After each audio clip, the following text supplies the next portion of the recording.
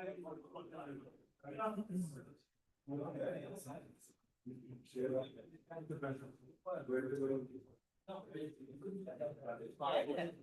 stuff here, so. I don't know whose laptop this is. What is this? Not that I don't trust you. Start. There's chairs in the meeting. Yeah. Okay.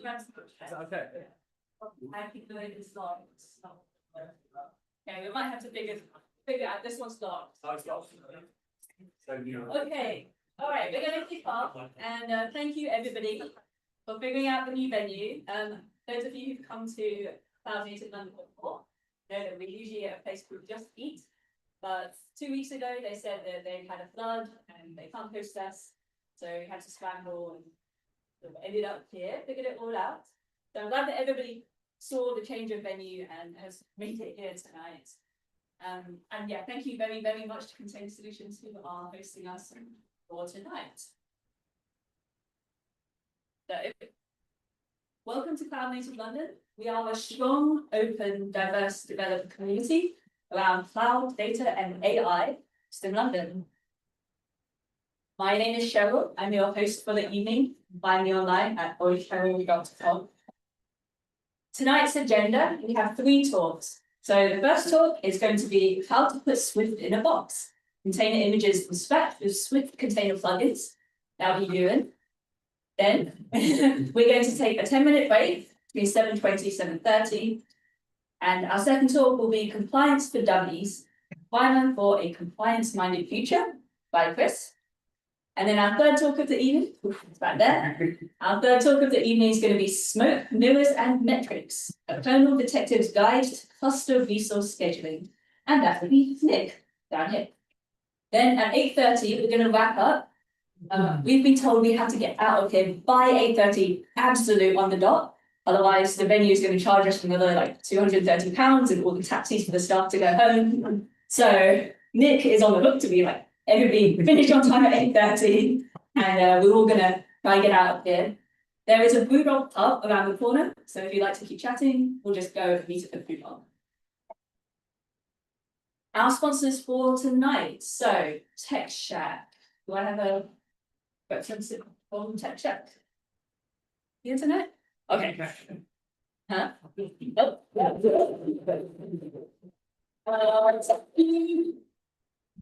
Okay, I thought someone was going to come and do the test block. Swift, okay, Karen I know is going to do the Swift shout out, so Karen. Sorry, I'm looking still. Hi everyone, I'm Karen. You might know me from the Illustrated Children's Guide to Dummies, or I'm also the community manager for help.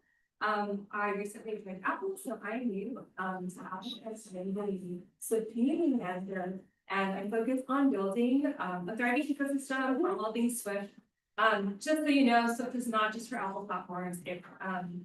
We are kind of work on stuff for cloud native, Linux, embedded, Windows, etc.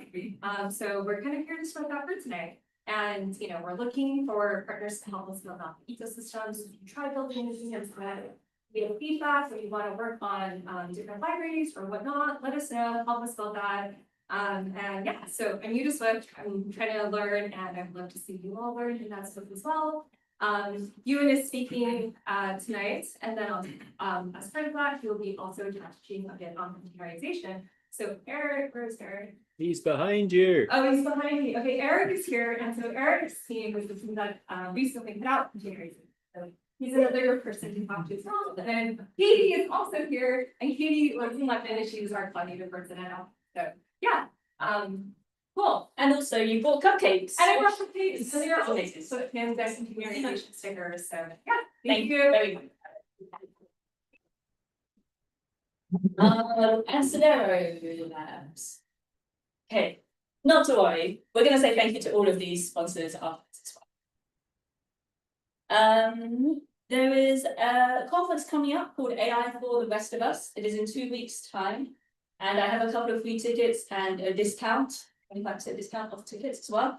If you would like a free ticket, come and find me, come and chat to me, and I can sort you out. But it is AI that's not just on the technical side of AI, but everything else about AI. So it's going to be 15th and 16th of October, and please come along. Okay, now over to you. So if you've got your phones, please scan this. We're going to do a bit of live polling with the audience. You don't need to download anything. It's just going to direct you to this polling service. And we're going to ask a couple of questions about you and a couple of questions about how we use the technologies. So first question, is this your first time at Cloud Native London? You should see a yes and a no. And hopefully press and goes. Okay, here we go, excellent. So the numbers are rolling in. Looks like I thought it was going to be nose ahead, but actually we're looking for 50 tonight. Can you put the Wi-Fi back? It's my workplace, all lowercase with one word. We're also live streaming to YouTube and to LinkedIn. So there might be some people at home who are also joining in on this live polling. Nice, looks like we're just about settling around 60-40. So whether it's your first time or whether you're coming back, it's wonderful to have you here. Next question, what's your job title? Now pick whatever's closest. Your options are architect, application developer, backend developer, engineering manager, DevOps/platform engineer, security engineer, or anything else. Okay, looks like we have a pretty even split apart from security engineer. Quite a few others in the crowd, so if you're doing something else as well, please go and introduce yourself to others. Nice. Okay, now we're going to go to some questions from our speakers. First one is, I've written Swift programs for the following platforms. Apple platforms, Linux, Windows, embedded, all of the above, or I don't always program, but when I do, I only program for my own custom system. Yeah, if people know. Hey! Yeah, excellent. I want to know who this is.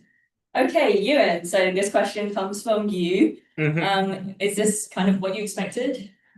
I would say so, yes. I think everyone knows that Swift is a great language for writing applications for everything in the Apple ecosystem, iOS apps and so forth. But what probably people don't know, hopefully you'll know after tonight, is that it's also, there's a thriving community of people writing server-side Swift applications, so cloud services written in Swift. The ideal is you have the client in Swift and the server side in Swift. The whole thing is Swift all the way down. So yeah, I'm quite pleased with that. Yeah, very cool. Next question. How closely connected are you to audit and compliance? I am audit and compliance. I know audit and compliance. I wouldn't touch it with a 10-foot but well, you want me. Nice. So Chris, this is your question, am I right? Okay, so what were you hoping for with this? No, just to gauge whether I should skip the first couple of slides or, end in the middle somewhere. But no, that's good. Okay, so hopefully it seems like people have heard of it at least and have opinions on some of the rest. I So hope they do. good. We'll see what comes out of those slides. Okay, the next question. When a new service is ready for production, how do you really decide its initial CPU and memory requests? You copy a similar services config and do the best. You have some predefined small, medium, large profiles. You run load tests and analyze flame graphs like detectives or a recommendation engine or profiler suggests the values for us. Give people moments to think about this one. And we seem to have mostly people copying something similar and coding, and then some people being copy detectives. So Nick, is this I think there's 38% of liars. Yeah, I would have guessed probably load test would have been a bit less.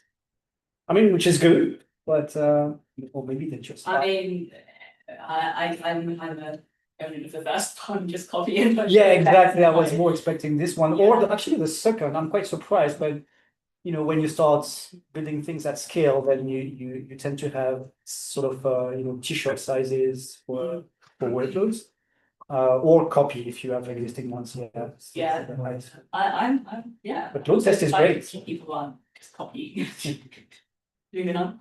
All right, okay, fantastic. Thank you everybody for doing the live polling. Keep this on your phones because we'll do Q&A with our speakers throughout as well. Okay, I need a selfie for social media. So everyone's just gonna have to smile and wave. Okay.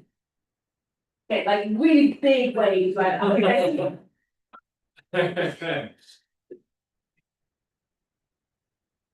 Fabulous, thank you.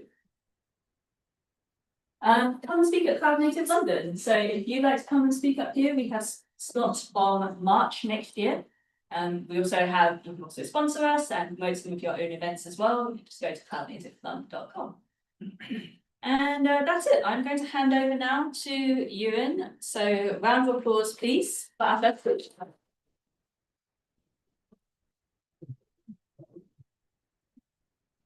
Just give me a second to get my windows up on here. Oh, yeah. Okay. Yeah.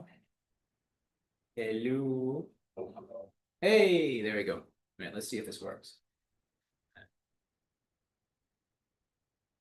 I've switched to a different window. Let's see what the lag is like.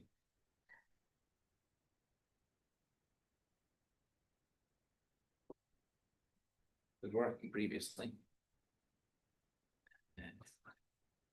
So according to my view, this is switched to a terminal, but it's not happening over. It's not happening on the big screen. Maybe you're sharing a different. Nope. It says I'm Share and reshare. Pause. Resume. Switch it off and on again. Yeah. I hope I don't have to unshare and reshare every time I switch. Well, we'll cross that bridge when we come to it because I'm. Oh, there we go. Now this is going to sit there for about 10 seconds, isn't it? Delay. Right. I'm going to stop the share and share just my speaker notes. We'll do this the old-fashioned way. Okay. Let's just share my slides. And so we mustn't run over on the screen.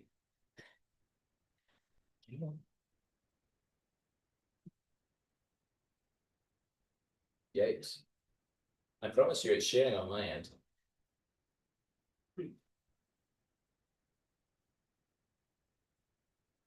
Maybe it's the Wi-Fi. I've got a reasonable Wi-Fi connection. Can you put the projector into your lab instead? I could do, but then anyone who's on a live stream won't see much. There we go. Okay. Well, I'll make a start, and if the lag is this bad, then it's going to be awkward. We can try switching to the projector. Huh? Yeah, well, I'll speak in your direction too. Right. Okay. Well, We anyway, can try switching the projector to yours if uh, it's still slow. do you want to do that now? Yeah, because the Zoom should still work. Yeah. Just see. There it is.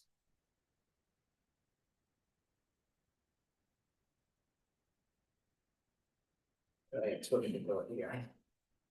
Got solid sprays and put them all right. Come on, maximize. It's up there somewhere. Come on, full screen. Yes. All right. Okay. Great. Well, that was fun. Right. So, hello, I'm Euan. I work on Swift services and infrastructure at Apple. And I often find myself building Swift programs and putting them in container images. And I maintain a little package called Swift Container plugin, which tries to make that process a little bit easier. But let's start. Sorry.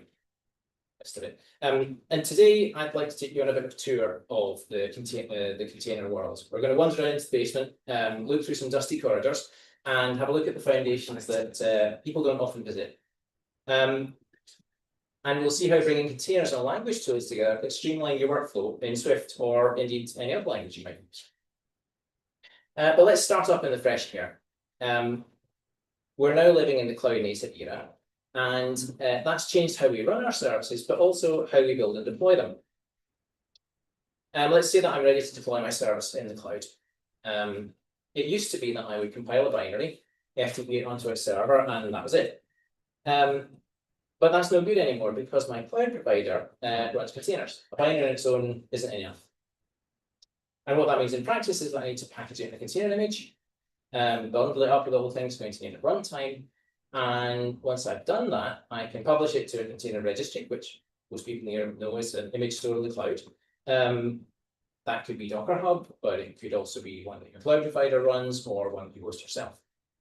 And once it's up there, the beauty of the thing is that you can then deploy it to any container-based cloud platform you like, whether it's public cloud or private data center. And I think, again, everyone here will probably agree that that's really revolutionized how we deploy our services.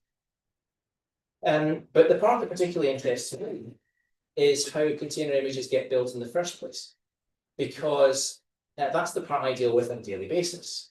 Containers are part of my development cycle, or let's face it, it's really kind of more of a debug cycle. And because whenever I want to test my service, I need to build a container image and deploy it somewhere, and I need to do that over and over and over and over again, depending on how much debugging is required.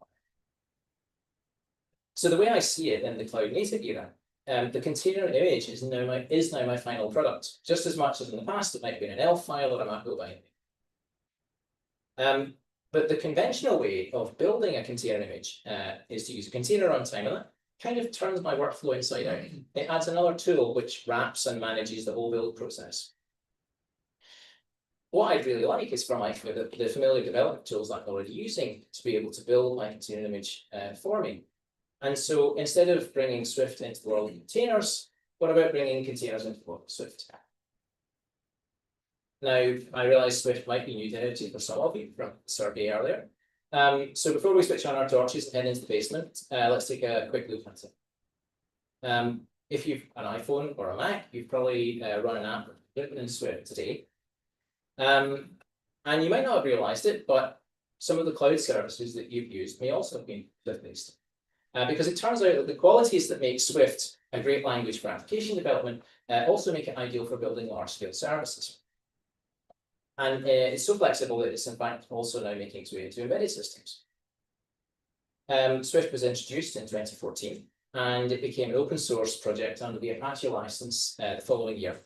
So it has all the features that you'd expect in a modern programming language, with a really strong focus on safety, efficiency, and interoperability. One of the first things that you'll notice when you start writing Swift is that it's really expressive. You can get things done really quickly without a lot of ceremony. It has a rich type system, which can help you catch bugs at compile time, and it also has type inference, so you don't have to write all those annotations to take advantage of the type system. It's efficient at runtime too. The compiler is based on LLVM, and so it builds highly optimized native binaries for a variety of processor and operating systems. And remember that, because that will be important in just a moment.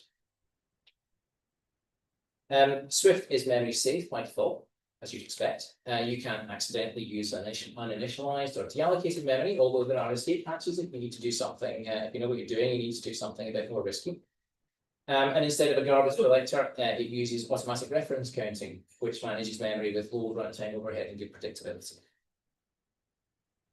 Interop was a goal from the very beginning with Swift, because the first platforms where it was used already had lots of powerful frameworks written in languages like C, C++, and Objective-C. And so Swift was designed to make it easy to reuse those libraries. But you probably know that if you tried it in another language, that using a foreign function interface can be risky, because you lose many of the safety features of your nice modern language. But it turns out that with a bit of annotation, you can teach Swift about things like the library's allocation rules and object life cycles and so on, and opt back into many of those protections that you have. So you can use a foreign library safely, even though the implementation is still in a less safe language. My colleague Doug Greger spoke about this in depth at FOSDEM this year. It's on the web, and I highly recommend you take a look at the talk. It's really fascinating. And then Swift also has first-rate support for concurrency, which is critical for the sorts of high-performance network services that you want to build. Again, there's that focus on safety and efficiency, so it encourages you to use immutable data types instead of shared data, and on the back of that, it can give strong database guarantees. And then to make the concurrent code pleasant to write as well as fast to run, it supports the async await style that you've probably seen in other languages, so that you can write your non-blocking network code in a more natural style instead of getting time block callbacks. And the one final one, modern language feature that's going to be important for us this evening is tightly integrated build system and package manager. So it's called Swift Package Manager, and it understands the structure of your Swift project and takes care of dependencies and building targets and all that sort of stuff.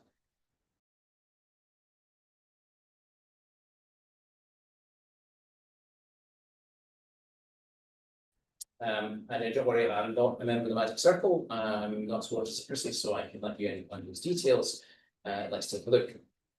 And I'm going to need to try and make this share. So if I stop share, which one? This one, and share this window. Then do this. So we can all see. It's a little bit small, mind you. Right. Hopefully you can just about see that. Basically, we're going to build and deploy a tiny little web service. It's written in a popular open source web framework for Swift called Hummingbird, and there's not a lot to it. We start out by creating a request router. It just handles one route, and in the body of the handler is an closure, which is the same thing as a lambda or a block in other languages. All the closure does is return the response that we're sending to the client. Notice there aren't any type annotations. Well, if you've seen Swift before, you'll notice that. This is all being inferred for us by the compiler. With the router in hand, we create the Hummingbird application server and set it running. This line will never normally return. It'll just sit there and handle requests all day long. The only way it'll exit is by throwing. So this isn't exactly what we call production ready, but it'll do for now. Right, what else have we got in here? That really small. I can hide that. Then get rid of that. Get rid of that. And get rid of this one. Okay, we'll have to leave that there. So what we'll also need are the rules for building this project, and those in Swift come from a file called package.swift, just like a Go mod file or a Maven project file, that sort of thing. In this case, we just have a couple of dependencies. We've got our Hummingbird dependency and also a Swift container plugin, which is shipped as a Swift package. And the last thing here is the executable we're actually going to build. It's Hello World service. Now, one other thing you might expect to see here is a container file. You might call it a Docker file or a Podman file or something like that. But whatever you call it, it would be a recipe that tells a container runtime how to build our image. Where we're going, we won't need one of those because Swift Package Manager is going to build this container all on its own. So I'll get build running and tell you what it's doing. So the plugin has started up and it's asked for network permission because on macOS, plugins run in very tight sandboxed environments. So we need to ask for permission in order to push to the registry of the network. It's done its thing and it's given a container reference.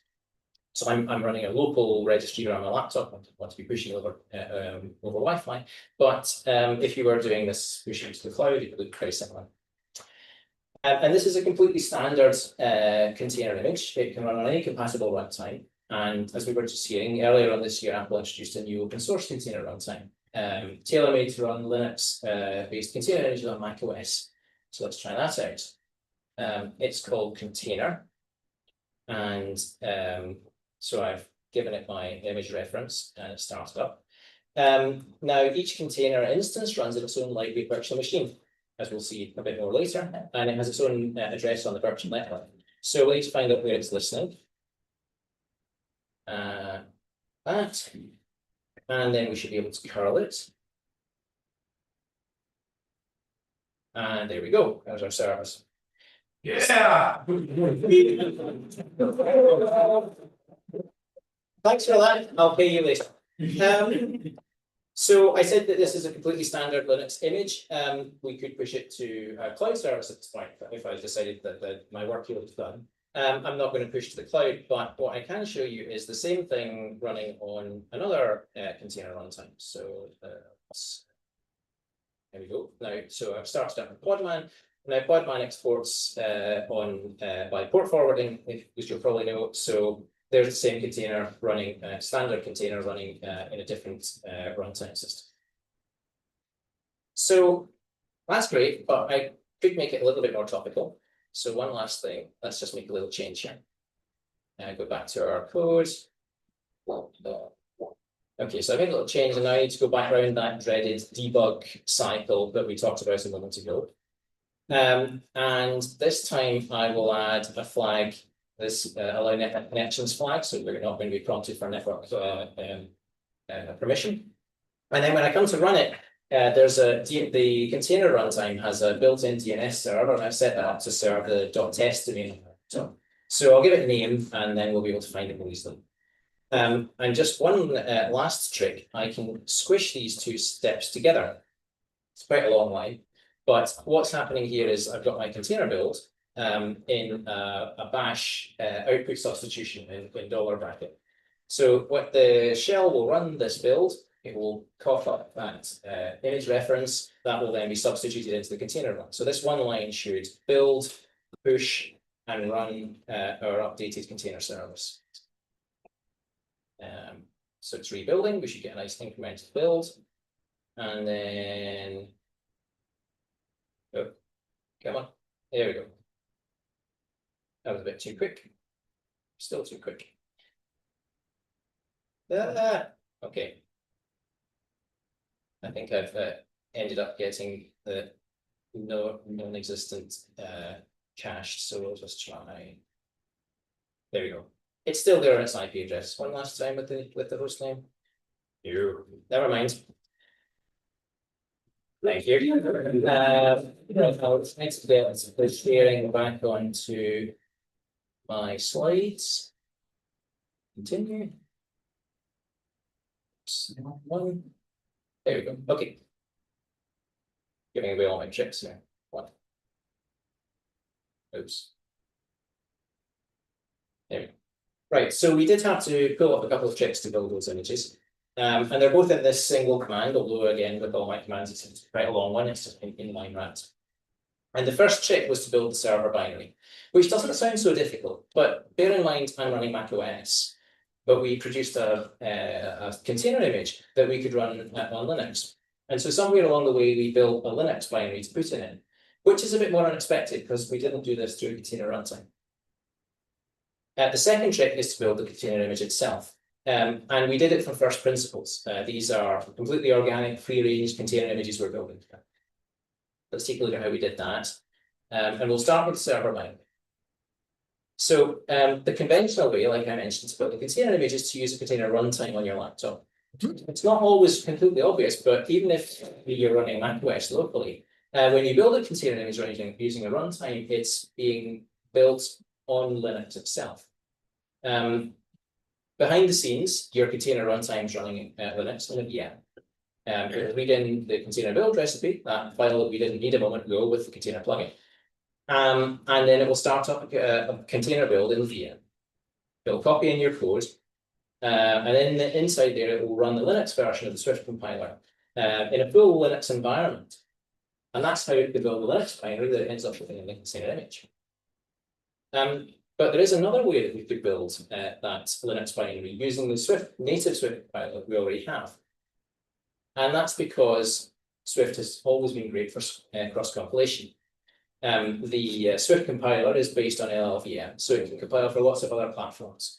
But a cross-compiler isn't quite enough on its own, because to produce a viable binary, once you've got your object files, you still need to be able to link them against the libraries and runtime files of the target system.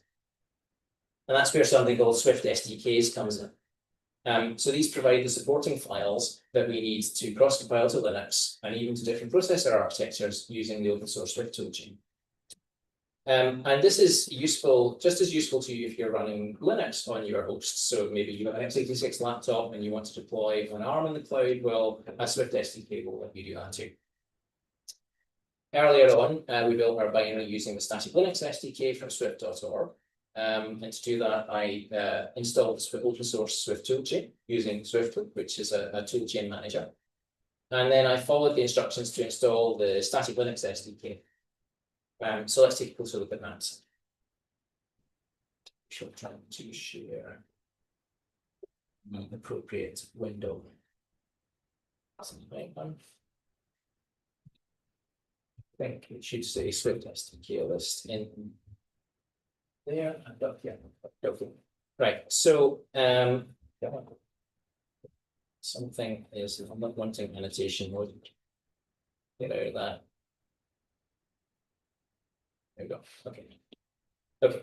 So I previously installed the static Linux SDK, and I mentioned we needed this open source Swift toolchain, so I installed that as well earlier on. And that gives me everything I need to build a Linux binary here on macOS. But first, let's just take a look at what a standard macOS build looks like. So I have a little test project here.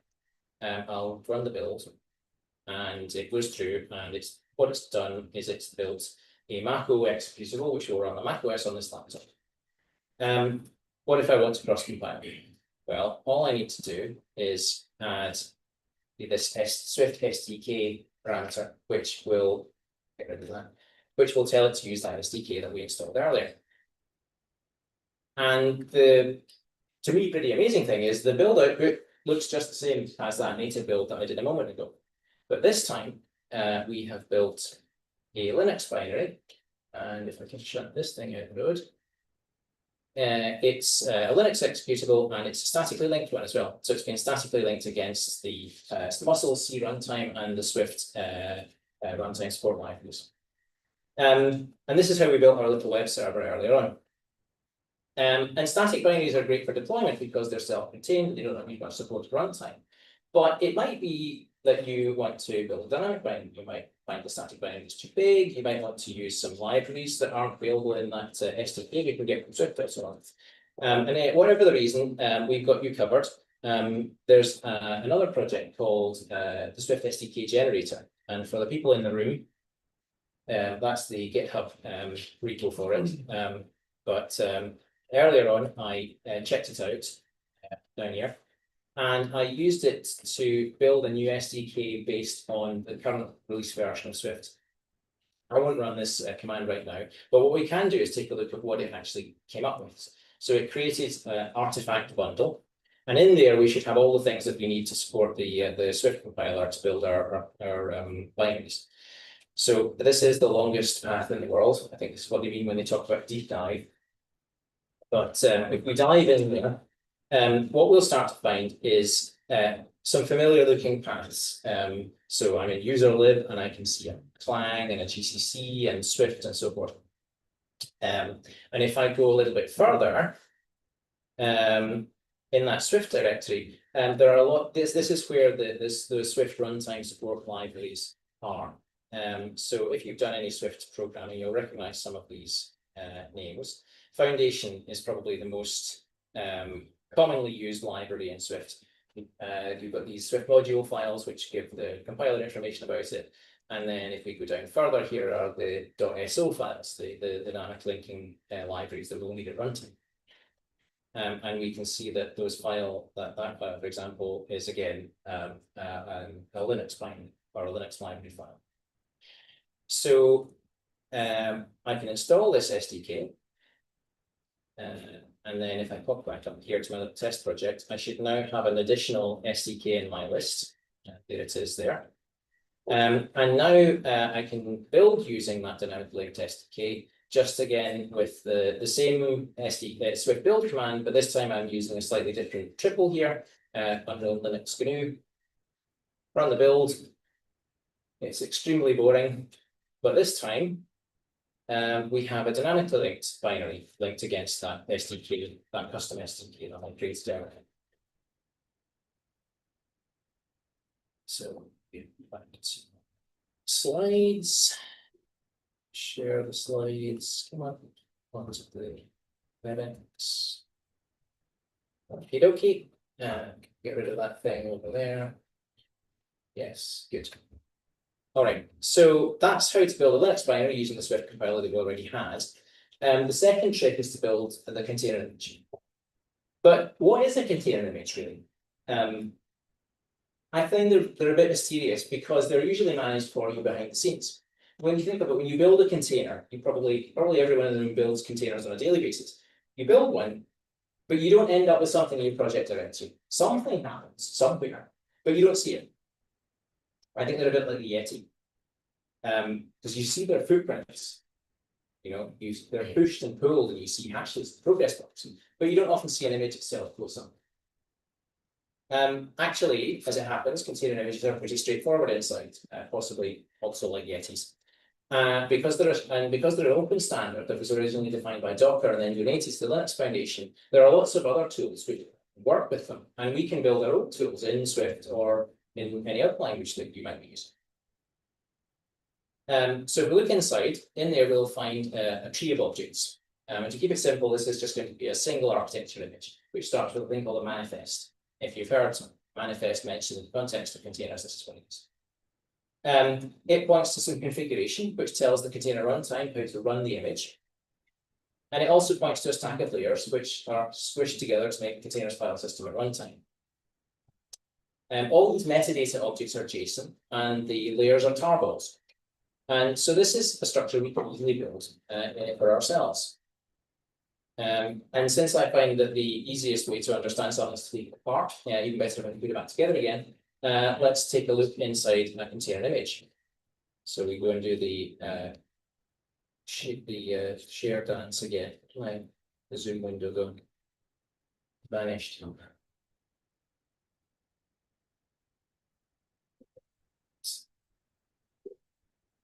Is this showing up on Zoom? That's the question.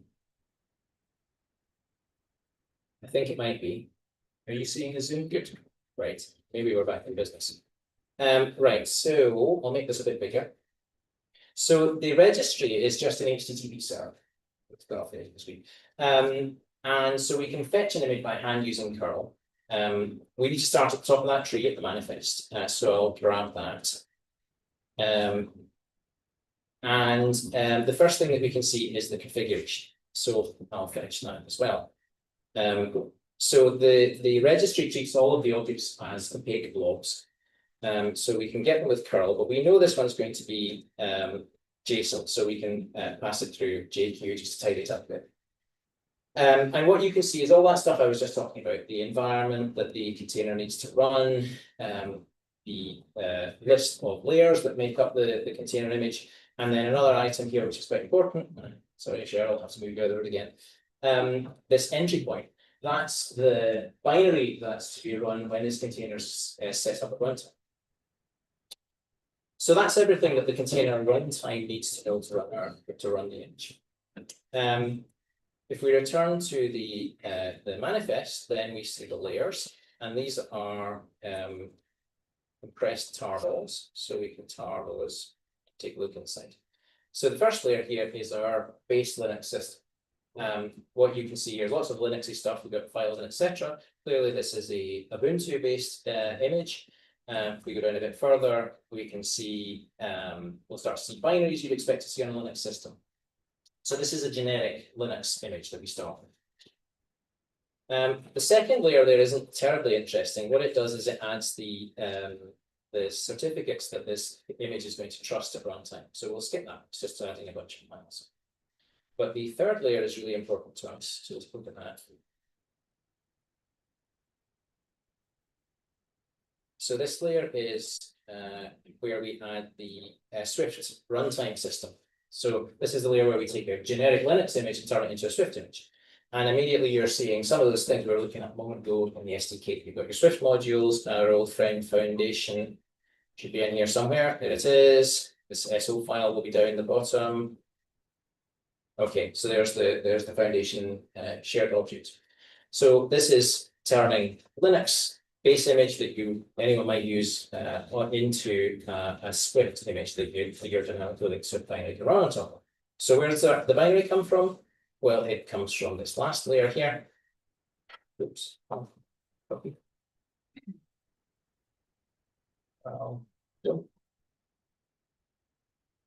Okay, so that's our last layer. It's just that one binary, hello world. Let's get stacked on top of everything else. Okay, back to the slides. Yeah, the slides. to use his slides on. Okay. Okay.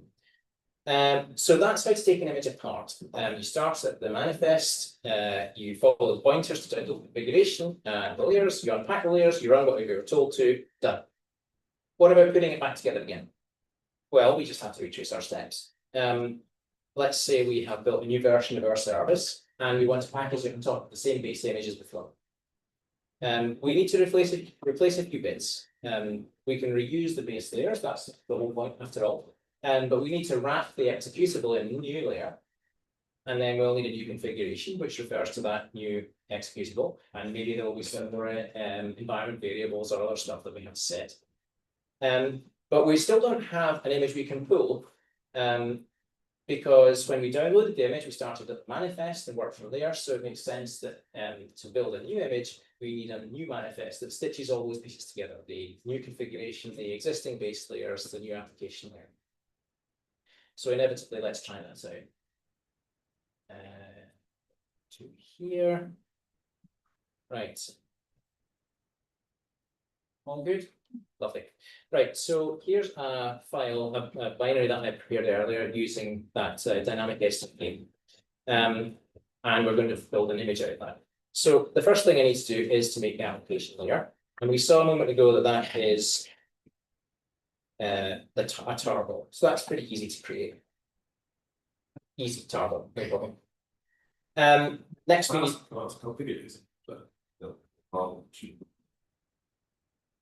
Quite big. The other thing that we need then is a config file. And so this is a simplified version of the Swift Slim image that we saw, just taking out some distracting details.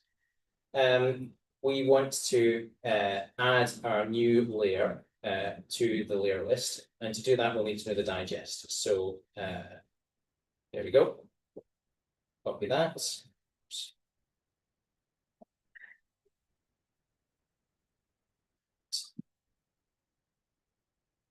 Okay, so that's our new layer. And then the other thing I should do while I'm here is change the entry point so that our new service gets run when this container starts. Okay, so that's the config. We're now ready to start uploading stuff to the registry. Now we can assume that the base layers are already there, and we know that they are. If this was a real client, we would have to check, but we're going to cut from corners. And before I upload the layer, I will compress it. It's not mandatory, but it's a good idea. And the upload can be a little bit fiddly, so I'm cheating slightly, and I have a script which will handle the details of it. This is basically because in order to upload to the registry, in most cases, you need to make at least 2 HTTP requests. The first request, you ask the registry to open an upload session, and you get back a session URL, which will have all kinds of parameters and other included stuff in it, details that you need to keep track of. And then you need to make at least 1 more HTTP request to upload the contents of your blog to that session. So this script is just limiting the chance that there's finger trouble. And so we can upload our application layer. And then because the config is also treated as a blob, we can use the same script to upload it. So you do that. Come on, there we go. Remember that we don't have a pullable image just yet. We need a new manifest to link all the parts together. So I have the manifest file from Swift Slim as well. And we just need to replace a few bits. So we have our new config. And then we have a new layer. So I'll just copy the existing last layer and pop on my new one. Now, as it turns out, the manifest is one thing that's not treated as a blob. There's a special endpoint to upload manifests. So I've got that here. Just pushing that up to the server. I'm pushing it to, so right then it's screen, but a URL which will give our new image the tag handmade. So there's nothing else for it now but to try and run this thing, and this sometimes goes wrong. He said, hoping for the best. So, well, it's pulling, that's a start, and it seems to be running. So that's good news. So hopefully what you've seen there is if you find yourself in a bit of a bind, and all you have is curl and maybe some chewing gum and a paperclip, something like that, you can build yourself a container image by hand. But it was a bit fiddly. And so fortunately enough, the container plugin repo contains a tool which helps to keep track of all these things. So if I just pop in there and run it, that one. So this, you might recognize some of this output from when we used the plugin earlier, and it's really just doing all those same steps. So it finds the base image manifest and configuration because it's going to inherit parameters from there. It builds an application layer, uploads it. It's a responsible citizen, so it checks that the base images also exist. And then lastly, it spits out a reference so that we can run the thing. Okay, 2 slides. Okay, so you really have seen all the tricks now. We built the Linux binary by cross-compilation, and then we packaged it in a container image. And that has to happen every time we rebuild one of our services. So the last part then is to automate it with the Swift Package Manager plugin, which will work behind the scenes to tie everything together. A plugin will let us extend Swift Package Manager to suit our own requirements and add new commands, which look just like built-ins. When we saw this command at the beginning, what happened was the Package Manager started up, spawned the plugin. It then called back into Package Manager asking it to rebuild the target, produced a Linux binary, and then wrapped it in the container tool, uploaded it to the image registry, and then gave us back a reference so that we could run it. So we've had a lot of fun with our image. We've sliced it into bits, we've put it back together again, and we've looked at how Swift Package Manager can help you to do all those things. And I think it's kind of fascinating that a container image is so simple that we made one by hand with curl and tar, but it's so flexible that it underpins the work that pretty much everyone in this room is doing. But as much as that's fascinating to me, an image that just sits on a shelf in a registry is kind of sad. They need to run somewhere. That's the whole point. And today we've been using the container command to run our images. It's an open source desktop runtime specifically designed to run Linux container images on macOS. And it was also built in Swift. And hopefully we just have enough time to look inside. She said, glancing at the host. So it's designed, containers designed with the security and efficiency in mind. Every instance runs in its own library virtual machine. And as we saw, that means it has its own connection to the virtual network, its own IP address. And so your host machine and your container workloads are really well isolated from each other, protected by the native macOS virtualization framework. That's great for security and privacy, but it also turns out to help for efficiency, because when you stop a container, the VM goes away. There isn't a long-running persistent VM that's always consuming resources on your computer. And in fact, when you shut everything down, even the bridge will be torn down. It's not needed. But the container CLI is just the tip of the iceberg. It's built on a Swift framework called containerization, which in turn builds on top of the built-in virtualization framework on macOS. Container stitches all the primitives that the system provides together to create a fully fledged desktop container runtime with a familiar command line interface. And it's also open source, so you can bring it into your own projects and add container features there. How does containerization run container? Well, we're running a standard Linux-based container, so we need a kernel. And it fetches one when it's installed. And then it also needs an init system to start up a container and monitor how it runs.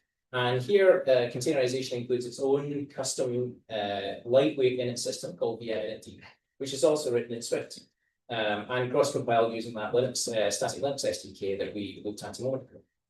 And this cut down init system is one of the reasons that the container instances are so responsive. And then finally, we need to fetch our services container image, but we can't use it straight away. Just like when we downloaded our images with curl, we need to unpack the image, go through layer by layer, and then build up a root file system, which we have. I do have one more demo, and then I'm done. And hopefully this goes through. Okay, So you might be forgiven for thinking that I'm only talking about Linux today, but here we are in Xcode because we're going to build some macOS stuff. And I'm just going to give you a lightning tour of the containerization framework. It's under really heavy development. They're improving it all the time, but hopefully the landmarks will stay the same. So we need to download a container image. And to do that, we need a content store to store it in. And we need a kernel. This is a copy of the kernel that the containerization tool fetched for me when I installed it. And I'm just set it aside for this demo. Now, next, we're ready to fire up the containerization framework itself. And when I first worked on this back in days of 0.1, there was a bit more assembly required here. You had to put a few more things together yourself. But now there's this wonderful container manager object. And what it will do is fetch the init, that init system I was telling you about, which is incidentally also distributed as a container image. Container images all the way down. And it will also set up a network. At that point, we're ready to run. We just need the container image that we want to run that we want to actually boot up. So we ask the image store to fetch it. It's going to be another of our little hello worlds. And then we're ready to fire up the container itself. I'm attaching a little terminal here so we can see what's going on. I'll press play. Build goes through. See some diagnostics. Our little stripped down image is starting up. And then I should be able to curl it. And one last time from our little friend. So onto the wrap up. We really now have seen the full container lifecycle. We've cross-compiled the server to Linux. We've taught Swift to Package Manager how to put it in a box. And then we've used containerization, another Swift framework, to unpack the box and deploy the servers we found inside. I hope I've also demystified a couple of things along the way. We looked inside a container image and found it's not really that complicated. It's not a Yeti. It's just a bunch of tar balls standing on each other's shoulders in a trench coat. Is that any better? And although the container runtime is doing a lot of cool stuff behind the scenes for you, it all boils down to fetching some files from an HTTP server, unpacking them, and running the executable you find inside. You can start using these tools today to build and run your container images, and they're really great for local development. But I hope you can also find you've also seen that they're part of a toolkit which you can sort of remix and use to build your own custom container tools and workflows. Maybe you just want to say hello world with a bit more style. Whatever it is, there are some GitHub links there to the projects I've spoken about, and we're really looking forward to seeing what you come up with. One last thing, if you really want to find out more about this, then Server-Side Swift, which is the Swift Community's conference for everything to do with building services in Swift, is in London this week. There's a great lineup of talks. If you want to hear a lot more about what it really takes to bring a new container runtime to life from scratch using Swift, then Eric, who's over there, will be presenting all the details on Friday. Server-Side Swift starts tomorrow at the Science Museum in South Kensington. There's a QR code, which hopefully works. If you use the code community15, you'll get 15% discount on your ticket. I'll be there. I hope to see you there as well. Thank you very much.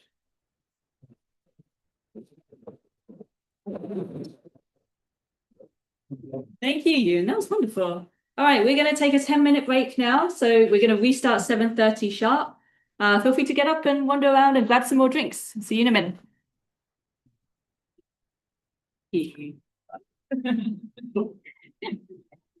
Just got it in just in time.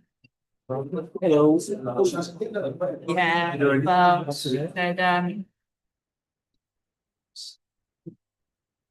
yeah, it's like many devices and Wi-Fi.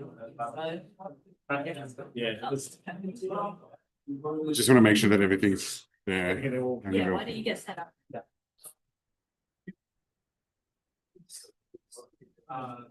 Sure. I know, no, Chris is gonna. Yeah, what I plug in? This one? Yeah. That's it. Yeah, that should be simple enough. Looks like it. Move your laptop here. And then Yeah. you can stand behind. Yeah, absolutely. No sitting down against the rules. Is that, I don't need this, so this is just running, so I've got the. It's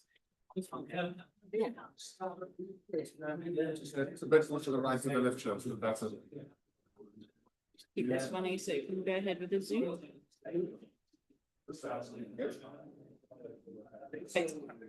I see if someone's.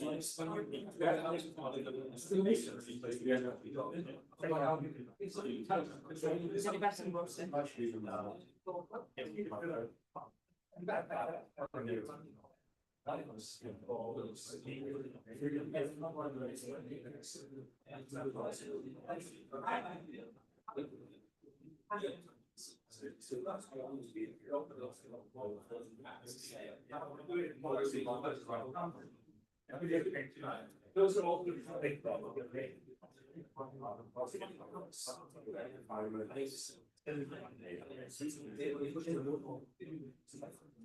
Yeah, so Eric was the. I came on Thursday. When did you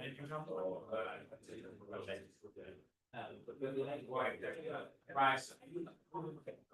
It was rough, this time for me, like I didn't see it. Yeah, that's, I don't know what happened.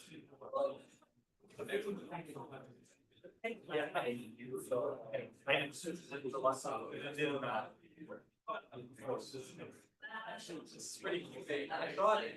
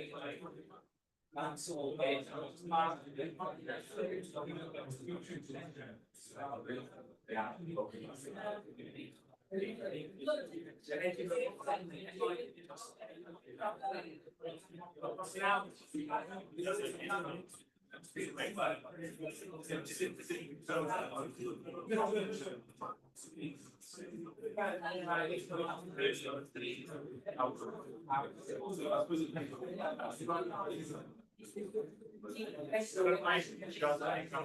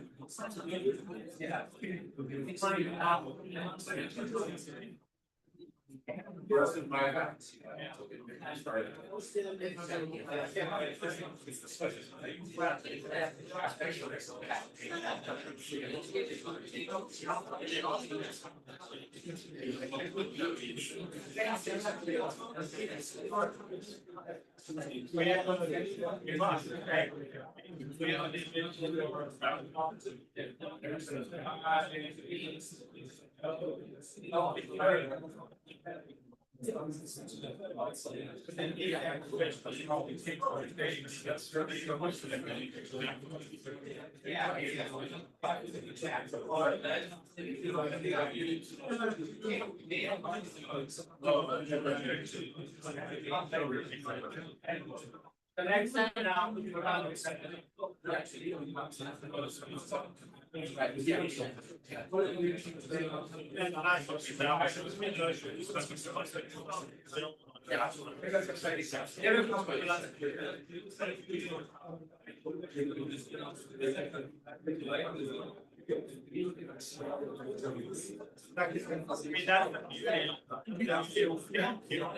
No problems. Because the recording is through the Zoom. That's okay. So you should have an email from you. It's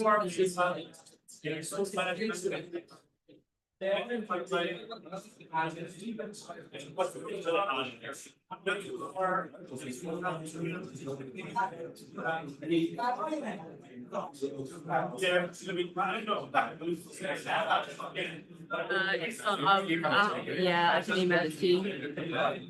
Exactly.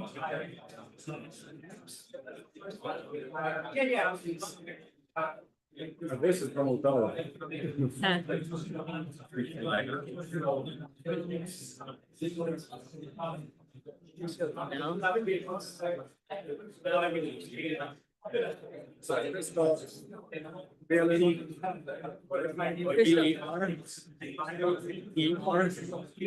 Oh, let me type it out for you. It'll be quicker. It's a long machine.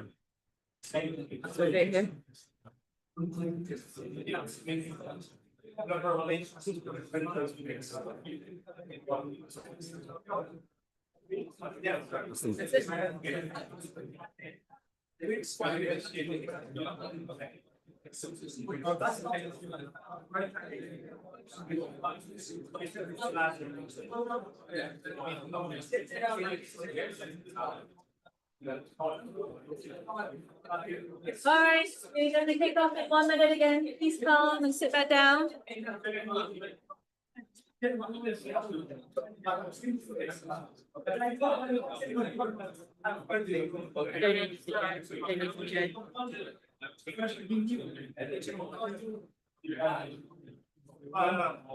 And then you just screen share your into Zoom.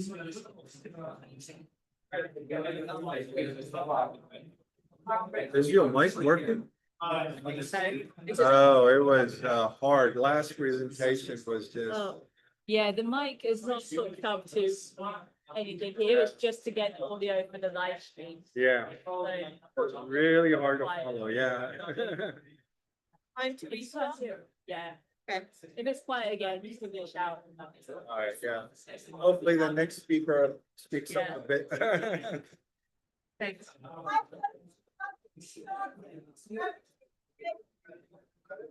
Thank you for the. Looks like everything's good. All right, I'm gonna finish in. You. Yeah. Finish 20 minutes and then getting Q&A in. And make them start early if you want. And so get over here. Yeah. Keep it going. All right, please come sit down. We need to kick off. Okay, Chris.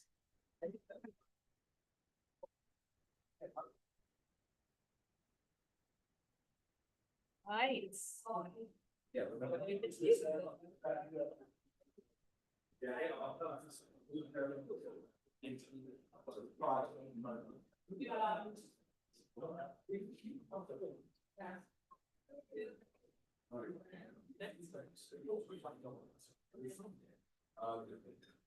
right, we're gonna keep this 20 minutes. All right. Hey! Chris. Yes. We're alive. People standing around there, there's quite a few seats on this side. There's quite a few things to come. Yeah, well, standing in the back, come and sit down here. There's like six seats on this side. Time for the campfire. Yes. We're gonna talk about compliance. You can all sleep soundly tonight. Good. My goal for this evening is to talk to you a bit about compliance.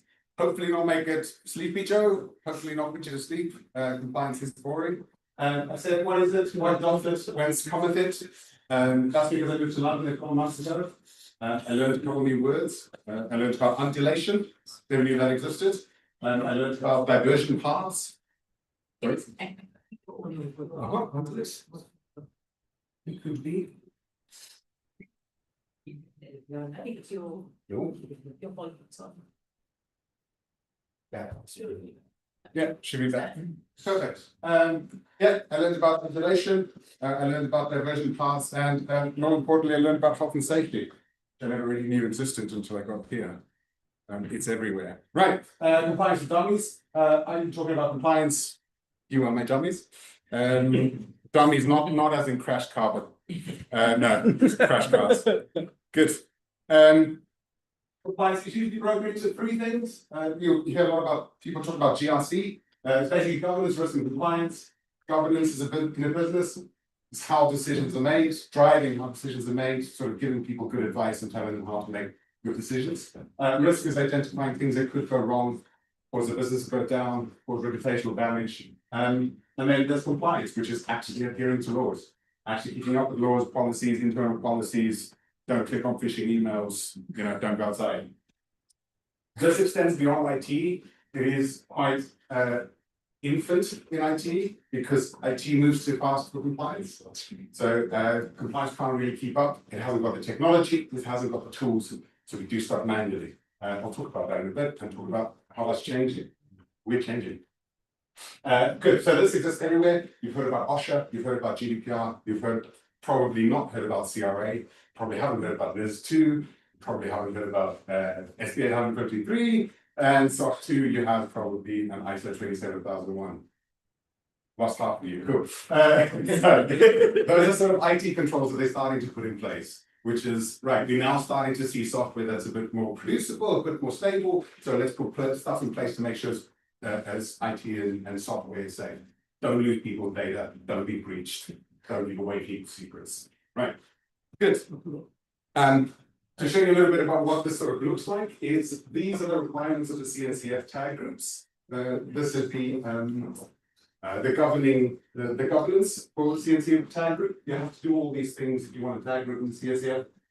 The hard part is not actually doing this stuff. The hard part is proving this stuff. Proving that you've done this stuff and proving that the stuff is in place. Right? Don't read all of it, you fall asleep. Right?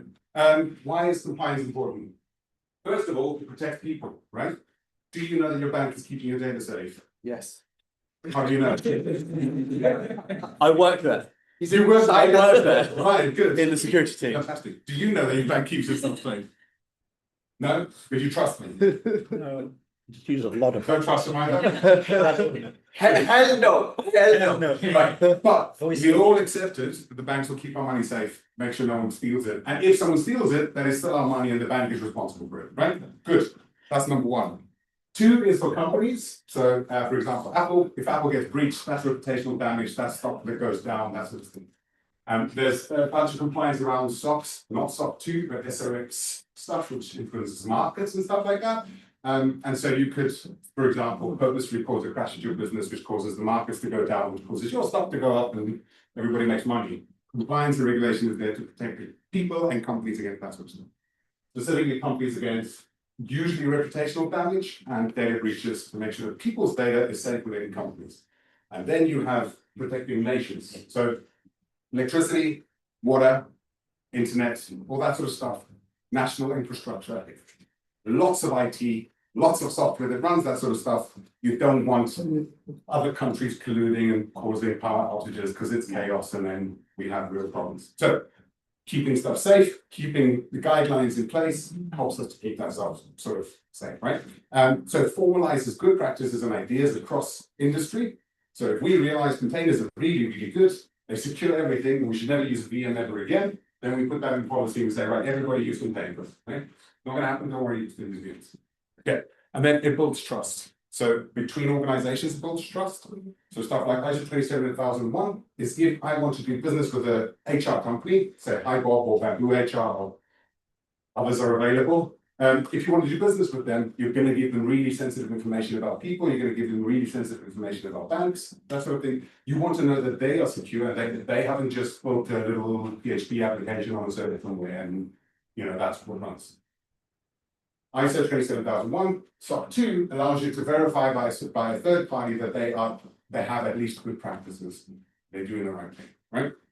And then for organizations, the governments, the people to build trust, sort of thing. Right. Why should you care? Is because there's a lot more compliance coming. So because of all the cyber attacks that are happening, nations that are need to catch my breath. Because of all the cyber attacks that are happening across the world, nation states want to protect companies, organizations, people against other nations and against one another and bad actors. And you know, it's not the 80s, it's no more run by some nefarious organization. Second, more involvement. So compliance, usually set at the company level. Company needs to do X, Y, and Z. That's it. Have some policies for this and that. They are starting to slowly reach further down the software chain as they find stability and as they find things not moving so much. For example, vulnerability scans on software have become part of compliance and part of regulation. And not regulation, but compliance at least. SOC 2 has it, ISO has it, SB 853 has it set up. So vulnerability scanning and software. Encryption on your disks, for example, you store data, that's becoming an important part of keeping up compliance. So a lot of rules, physical access in buildings, you know, can someone get in? Can we get in? It's going further and further down the chain of software. And so we, as techies, guessing a lot of us engineering focused, need to think a lot more about how we stay compliant, because we're going to have to know the rules and know them well, so that we can stay compliant within that. And then secondly is how do we tell someone that we are compliant? Now, how we prove that we're compliant to them, right? That's quite difficult today. And thirdly, I said more annoying because it is quite annoying, filling out documents. Right. 2.5. Cool. Why is it really difficult? There's no shared standards. So there's no way for us to communicate compliance to anybody. If you speak to any auditor who does SOC 2 or ISO or anything like that, they've got a system, they go upload me some screenshots, put them over here. I'll look at them and see whether you have really checked this checkbox, right? It's really easy to check a checkbox in a screenshot. A lot of the stuff is tracked by spreadsheets and mappings. So they go, right, this rule over here in this framework looks like this rule over here in this framework. So we just call them the same thing, do one thing, right? And just report on that. Now, auditors are fine with that, and regulators are fine with that, as long as it covers both of those things. So we won't get into that, but that's secondary weird stuff, right? Screenshots and screen shares are a heavy part of compliance at the moment. So if your auditor goes, do you have encryption enabled in your cloud? You can send them a JSON document from an API and they go, I don't know what that is. I have no idea what that says. They want a screenshot of an AWS console that has the date in it to show them that when you took it and has got the right checkboxes in it. They get quite annoying, it's quite manual, and it's a lot of work. Okay. How many of you have dealt with compliance before? Yeah, quite a few. Is it annoying? Lots of effort. Sure. They're not only tools to scan things and sort of. Sorry? They're not like tools to summarize it. There are. There's like a resource. Yeah, there are. So I'll get to that point in a little bit, but there are tools that do it. They're all very, very opinionated and they still don't have standardization amongst them, right? Okay. Third, pros heavy. All regulation is just text. There's no, can you run this scan against your cloud, which does all the right things? It's just words and you have to make words and add two words and make words make sense, right? Diverse party involvement, there's everybody's in there. There's regulators, there's you, there's your compliance officer, there's your security officer, there's your CISO. Everybody's involved in some space and there's communication between and not everything makes sense. Diversity of security of tech, VMs, containers, serverless, you have to report all of it to tell them how you comply to it. It becomes quite difficult if you have diversity in technology. Without diversity in technology, you can't really experiment as much as you want. So those two worlds don't really move together. And then there's really difficult things in compliance, which are becoming part of compliance requirements, but are really difficult to do today. And that's stuff like non-repudiation and chain of custody. Non-repudiation means that can I prove that you took that screenshot, didn't change it, definitely came from you, you definitely sent it to me, I got it, and there was no interference in between, and I know that you definitely sent it, right? Uploading a screenshot in Confluence or in Google Docs doesn't show that, right? It doesn't give them non-repudiation, but that's what they want. They want full proof that you give them the proof of the thing that it's proven, right? Okay, that was a joke. Then you have chain of custody, meaning a piece of evidence or a piece of control that's being proven. They need to know from beginning to end where it's gone, who's did what, and in full blah blah all the changes, right? So that if someone lied along the way, they can account them, give them accountability and responsibility for lying and providing false information, right? Let me unlock this. Good. But there's hard things like that, which is really difficult to solve in spreadsheets, screenshots, Word docs, Confluence pages, all that sort of stuff, right? So, a lot of manual processes, and a lot of these things don't scale. So you have to do them over and over and over. SOC 2 type 1 means at one time you prove to an auditor that you're compliant with SOC 2. And then SOC 2 type 2 is you evaluate yourself for 3 years. And they don't look at it, right? And then after 3 years, they go, have you been compliant for 3 years? And they go, we think we have. We've got the screenshots. Right? So it doesn't scale because you have to continuously do this. One of the main drives for here is people going, I have to take a screenshot every Monday morning of our vulnerability scan and say whether it's gone up or down. They go, oh, it's pretty easy to automate, really. So you taking a screenshot is not hard to automate. But he has to do it. Good. Words are easy to write and difficult to digest. This is the hardest part of compliance because they're really easy to say what to do, but really hard to understand what they meant when they said what to do, right? I came up with this, you can quote me, I'm a genius.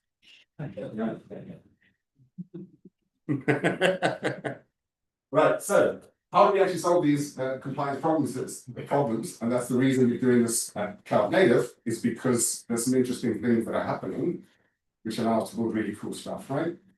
Years ago, we didn't really have vulnerability scanners, and now they're everywhere, right? And compliance is next. So we have a real chance to do something about it.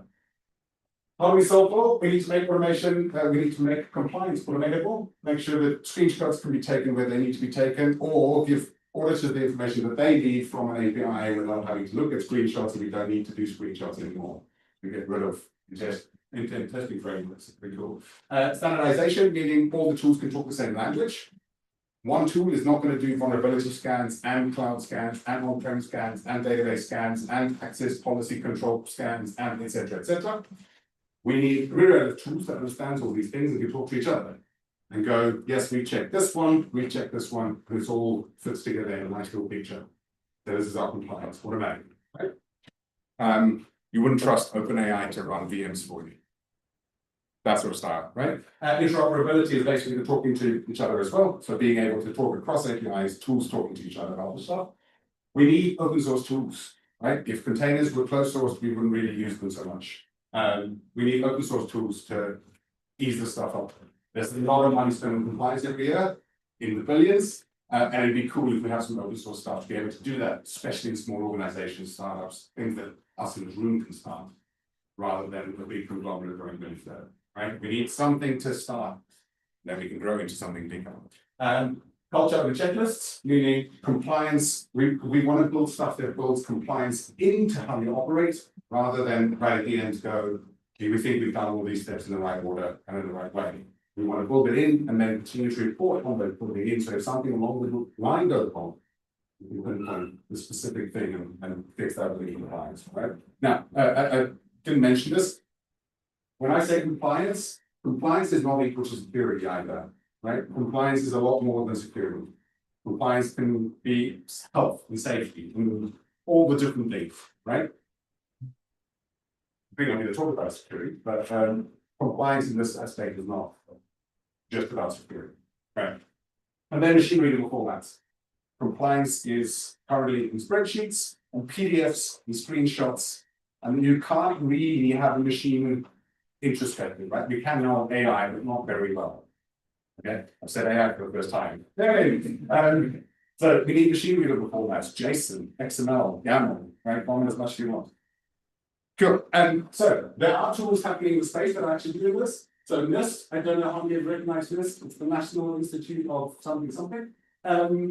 They basically set the security standards for America and somewhat the world, right? So they build a lot of tools and a lot of standards for stuff within compliance.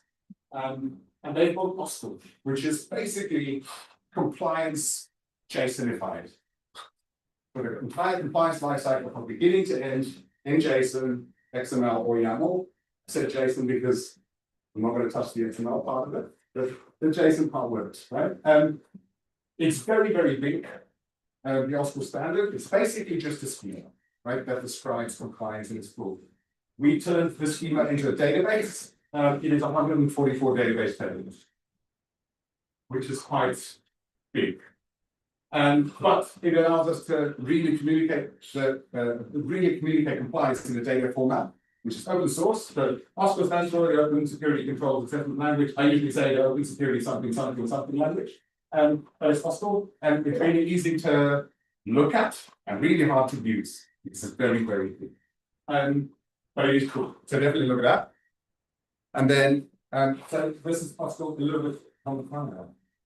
So this is basically OSCAR. It's the components of that make up your systems. So, your cloud, your vulnerability scanners, your VMs, your serverless, all of the different pieces which make up your actual business and software and systems, including policies and offices and locations and people and all that sort of stuff. Systems describing your system itself, implementation, how you're actually doing controlled implementations, diagrams, authorization boundary, data flows, network diagrams, all that sort of stuff, and then controls as well, the things you actually have to adhere to within JSON. It's not good already. But it's in JSON, right? They are now doing a prototype which is really difficult to explain, really difficult to understand. But basically, they could take all the different frameworks and standards, all the different controls, and they map them together. Using something called set theory, which basically says this control, so you have two controls across two standards. Let's take a physical access control example, right? One standard, let's say standard A, says we only allow authorized people into the building, right? The other standard, standard B, says we disallow unauthorized people into the building, right? Both of them sort of mean the same thing, but not entirely, right? Their intent is different, their context is slightly different about the building. So then now, this is the weird funky part, is in JSON, they are building a schema to represent the exact mapping between those two things. And whether one is a superset, subset, interpretation, implementation, subpart of the thing, right? Which is really cool because when they do that, you can say, because I filled in this thing in this standard, if my boss wants me to do this other standard as well, I can just map it immediately onto that and see where the gaps are. So by filling in one, I filled in 80% of the other, and you just have to fill in the gap, right? So very, very interesting. LLMs make this really interesting as well, because LLMs can understand a bit more language than they used to be able to. Continuously compliant means you can continuously have a report of how compliant you are, green and red, and on a daily basis, hourly basis, minutely basis, you really want to be able to see whether you're in or out of compliance. Now, a lot of regulators are starting to lean towards continuous compliance, meaning it's no longer once a year, once every 3 years that you have to show compliance, but actually every day you need to be able to show them we are still in compliance, right?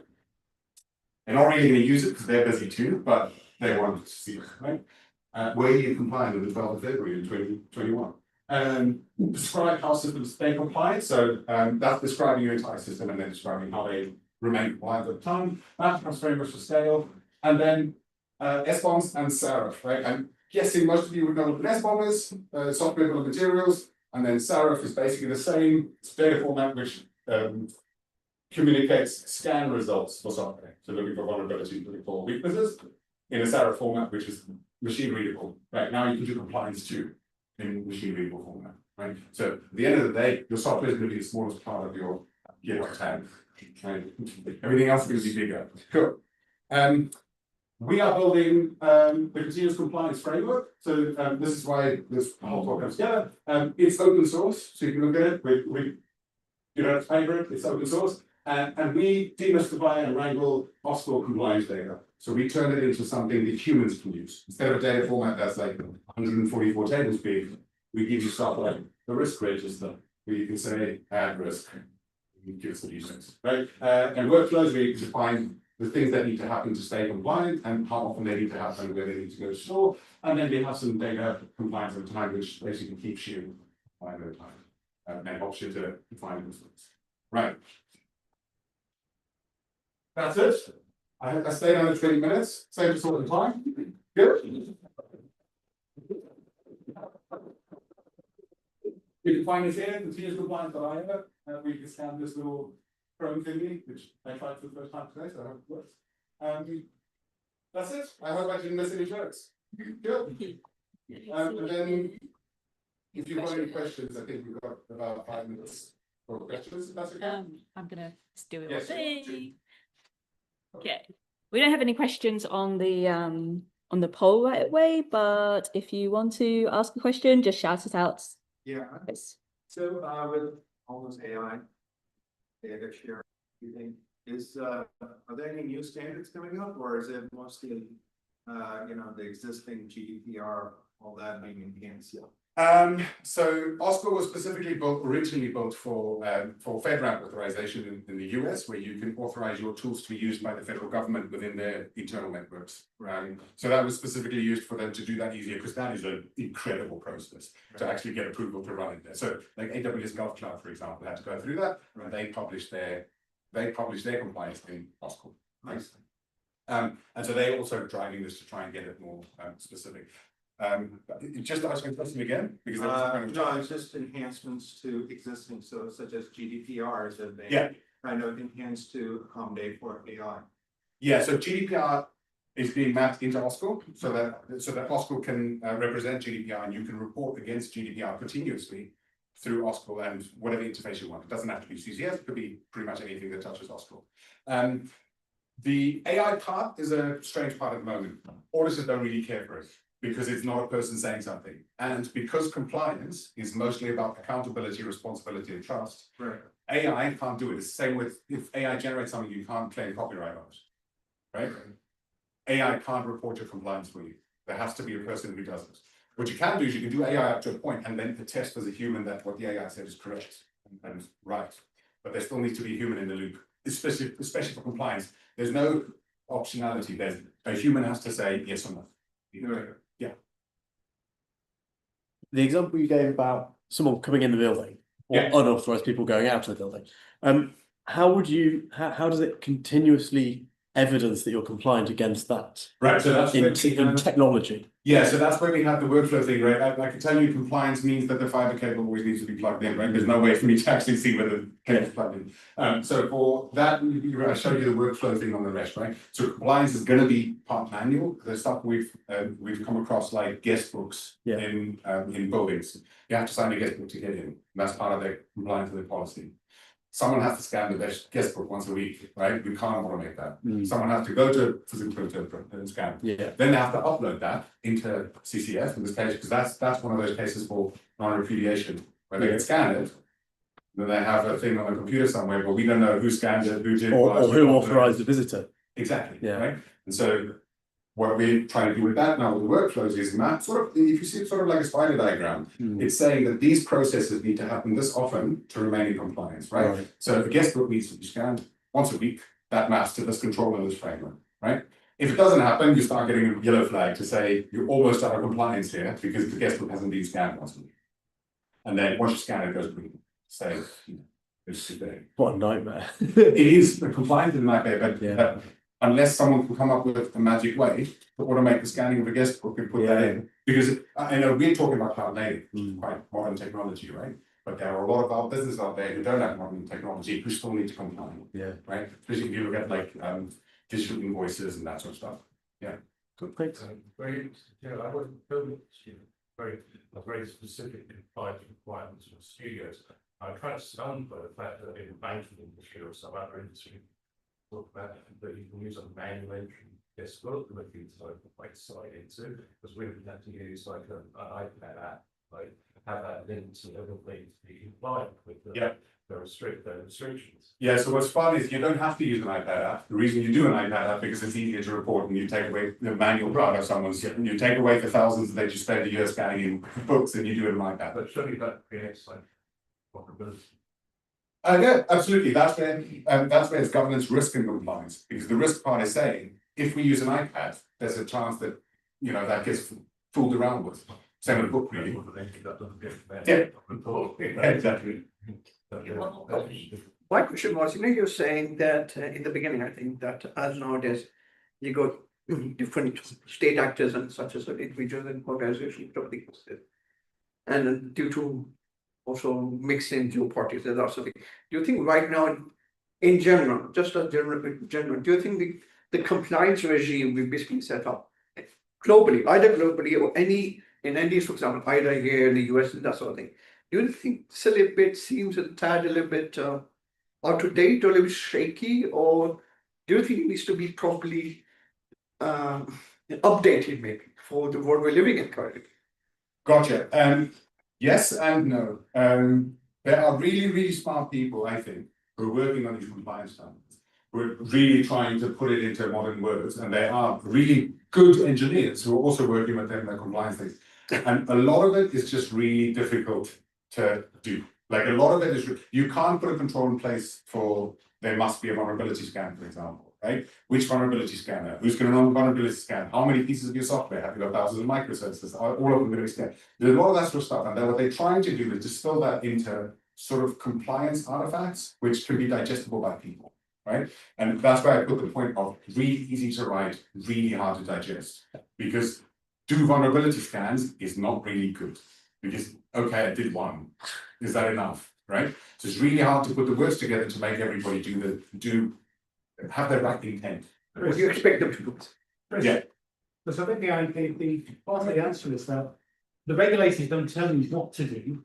They tell you what needs to be done, but they don't tell you how to do it. So is what I mean. So you can comply with the regulations however you see fit. You've got to show compliance to it. So there are many ways in which you can skin the cat. It's just up to you to decide how you want to do it. Yeah. I mean, sorry, and also, I mean, the thing is, you're right about that. In fact, even the regulators sometimes don't know what, in essence, what they actually want in essence. Yeah. Think about it. Exactly.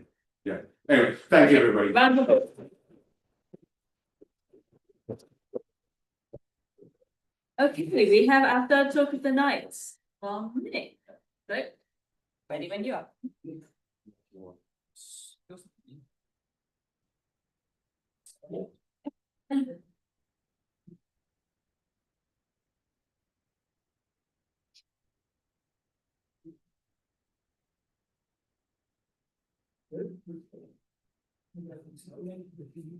And get a demo after. All right, last but not least, so I'm sharing the screen. That's good. Just check. Yeah. Perfect. So we have 25 minutes. Yeah, so I have to go. And this is going to be complicated. You can go further back. Stand that way. I'll do your chair. Okay, Stand that. let's do that. Yeah. Don't want to be too far from the mic. All right, let's go. So we're going to be talking about resource management in Kubernetes. So hopefully some of you are already familiar with HPA, PA, KEDA, Prometheus. Yeah, so yeah, okay. We're going to go a bit deeper today. So my name is Nick. I've been working. Sorry. I've been working with Kubernetes for the last I'll be 9 years now, different aspects of the products. So on the networking side, with Cisco, distributed storage, been working with edge companies, security, engineering, product management, developer relations, all the stuff. Probably older than I look like. Okay, in my day-to-day, I love to code fun application, DevOps tools, any automation tools. I really enjoy that. I'm a developer relation with ScaleOps. So looking after that, so what is ScaleOps in 2 words? So it's a resource continuous automation platform for resource management. It brings all the scaling dimension together. We've been talking about VPA, HPA, so vertical, horizontal, node all together, and has much more context in terms of nodes condition than what you can find with traditional HPA. This kind of stuff. The goal being to have a more stable and performant environment, and of course save a lot of costs for your cluster in the cloud. Other than that, I'm also an avid distance runner. If you want to connect with me, this is LinkedIn, but I will probably would be better to get in touch with me on Strava, because this is where I probably spend the most time. Okay, let's get started. So, okay. So in terms of cloud spending, the stakes are real. And so this is a report from Flexera, where basically wasted cloud spend reached more of over 25%, which means that effectively we are not configuring our workload, our cluster correctly. And it makes them very inefficient, but it's not the worst part.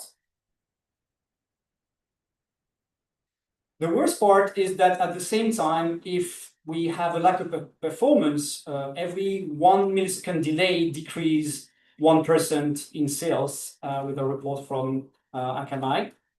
So our gut feel resource settings really have a direct impact on the business. This is why it's really key to look after that. So how can we do that? We have a lot of knobs that we can play with, and hopefully we don't look like Homer, at work. I mean, it looks like he got a good time, or I don't know, 2 holidays, but with the colors. Yeah, so it's not only key to understand all those knobs, but more importantly, we have to understand where the data we are using for resource management and recommendation, all that data is coming from. And also another aspect of scaling with all these dimensions, once you start using them together, then they start to fight against each other. So we're going to go through some of the details of what you should avoid, what you should do, and some of the best practices. What we want to avoid effectively is chaos, resource thrashing, and of course the rising bills at the end of the month. Okay, so let's start with the foundation so that everyone, hopefully everyone should be sort of familiar with that. So this is the metrics pipeline in Kubernetes. So at the left, we have the Linux kernel C group. Everyone's familiar with C groups. Hopefully, this is per container. You have metrics there. It's the raw resource usage. Then C advisor. So probably one knows a little bit about C advisor. It used to be outside of the kubelet tree. Now it's part of kubelet, and it basically scrapes every 15 seconds the data from the C group, right, for every single container. Then we have our metric server, the metric API. We have 3 types of metrics within the metric API. We have the metrics API, which is aggregating the cluster-wide data every 60 seconds. So you can already see there that there is more time is passing by, so it's not real time. And we'll see the consequence of that. Then we also have the external metric API, which is when you want to measure things that are either outside of Kubernetes or things that Kubernetes doesn't manage itself. And there is also the custom metrics. So typically this is if you want to plug things like Prometheus metrics, you do that via the Prometheus adapter, and it's basically registering itself into the custom metrics, and it just points, reference to it. Then we have VPA, so vertical product of scalar.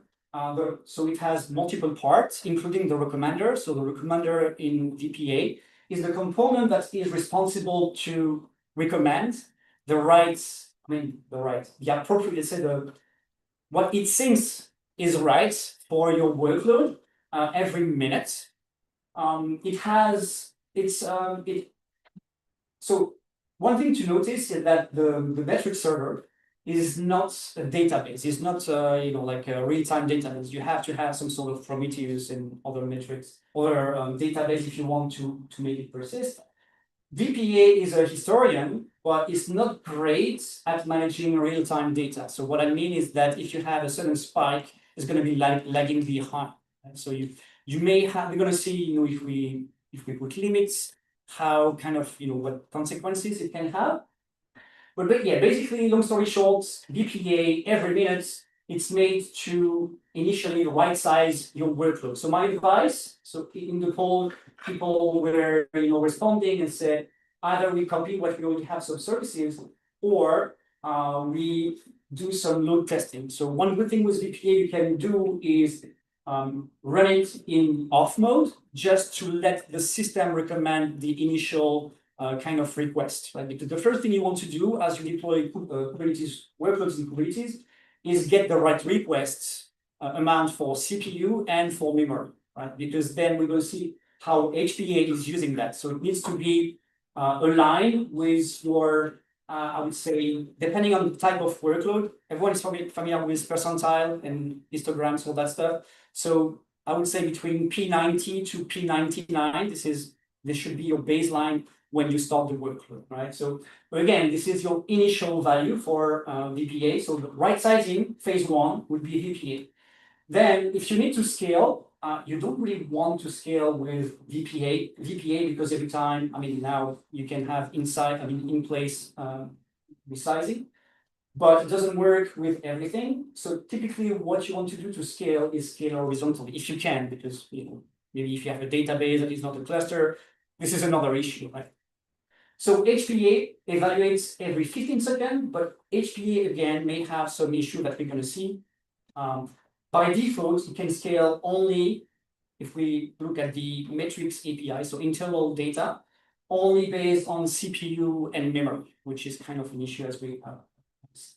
And then we have KDA. So Kubernetes event-driven auto scaling.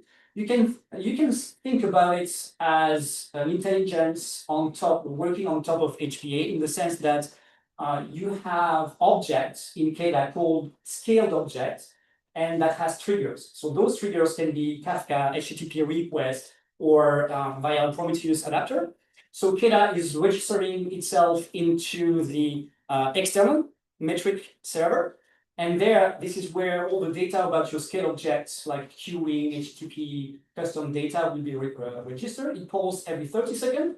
And then it's going to talk to HPA to tell HPA when to scale, right? So it's driving HPA with external metrics, if you like. But it's a lot easier to manage a scale object via a custom resource rather than using HPA. Because if you think about it, you can use HPA with custom metrics. You can achieve the same thing as KDA, but KDA would be more native, right? So my advice is using KDA is probably the best way for scaling your traditional workload. Everyday workload, nothing really like Diva workload is not for that. So now, what is hiding between our metrics? So kubectl top will use the metrics API. So this is exactly what you may see on with the CLI, with the command. So everything may seem okay here, but the reality may be different. So what we have on top is the CPU usage, but nothing is telling you that something is wrong. But if you start adding specific metrics such as CPU throttling, this is where you may notice something is wrong, right? So in our case, we have a lot of throttling. We're going to see in a minute how throttling happens, but the point to remember here is that it's not because your CPU usage seems okay, that there's no latency and that your workloads are performing as expected. So I'm just going to show you this in real. So okay.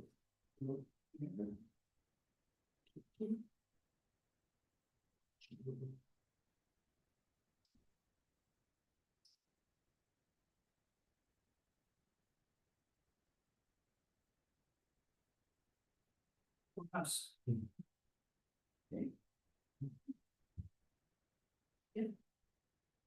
Good. Well, it's not me, right? So I have to. You can see here, yeah. Back. So this is a single cluster where I have a task processor application. I have bigger. Yeah.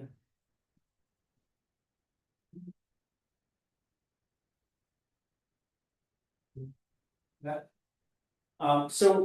In that cluster, I have Prometheus adapter. I have Grafana, which we're going to see in a minute.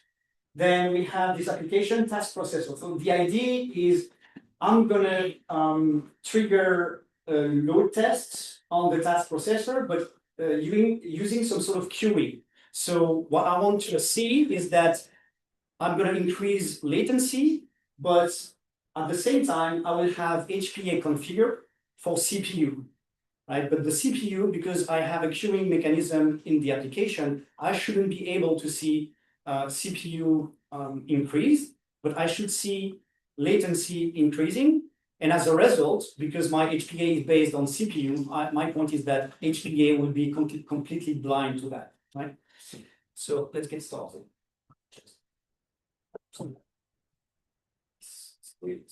One. Okay, so first is going to create an HPA here. Okay, it's there.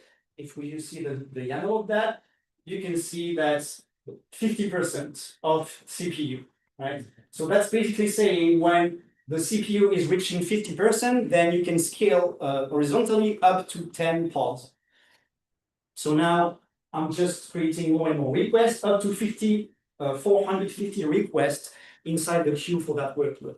So now let's move to here. I've got my dashboard, here. So what we should see here, you can see latency is starting to increase, and this is the number of requests in queue. So what I should see now is on the left,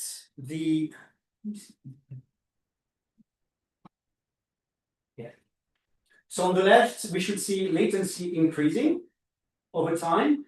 On the top right, request in queue should go up to 450, and the number of pods here, like pod count in green, shouldn't move, right? Because what's happening here is that HPA is looking at CPU, and CPU here won't be moving. It's 1% utilization. So effectively, it can happen to any of your workloads where you have some sort of queuing, or if you have throttling that is happening. Latency from a user perspective is what matters. So typically, this is what you also want to monitor. So now we have 2.36. This is the P90 for the latency. That is growing, but none of the HPA workloads is scaling. So that's basically the idea of that.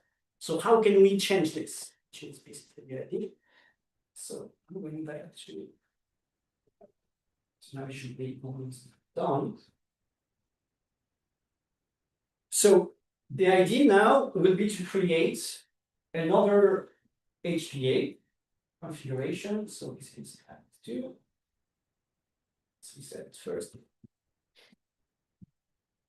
So it's not necessarily solve the problem of being reactive, but what we'll see is that at least we should be able to scale based on the new HPA.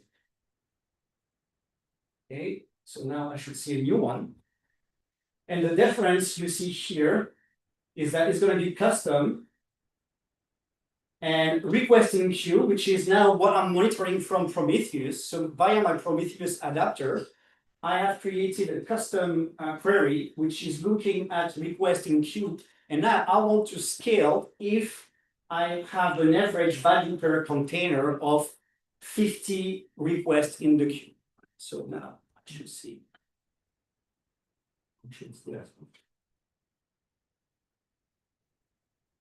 If it works, the number of pod counts here should grow, but you will see like the latency won't necessarily go down because I'm reactive. So the time I'm scaling, the latency is already increasing, which is obviously a problem, but there's no any way you can manage this by just using HPA, right? What I want to see here again is the number of pods growing, and here it should stay stable. And once all the requests will be treated, I think now I have about 1,000 instead of 400. So I should see a lot more pod coming up. If I go into here, I go to pause. I still have 2. Okay, come on, please. Okay, container creating. So now you can see there's a delay between the moment I run the test and the moment it's actually scaling. We just have this space. Okay, so now it's starting to provision new pods to be able to deal with all these requests that are in queue. If I go here, again, the latency keeps growing because HPA basically can't really keep up with the number of requests. But I mean, I went very hard with the number of requests in queue, like it's over 1,800. So I could eventually play with the number of requests in queue to make HPA more, fast to react faster. Or I can use a system that is able to understand patterns of your application. And of course, ScaleOps can do that. Just a quick plug here, obviously. But yeah, the real problem with HPA is is be careful of the metric that you're using. CPU is not necessarily a good one. So latency, number of requests, that's the first thing. And the second one is that HPA is reactive. So for the demo.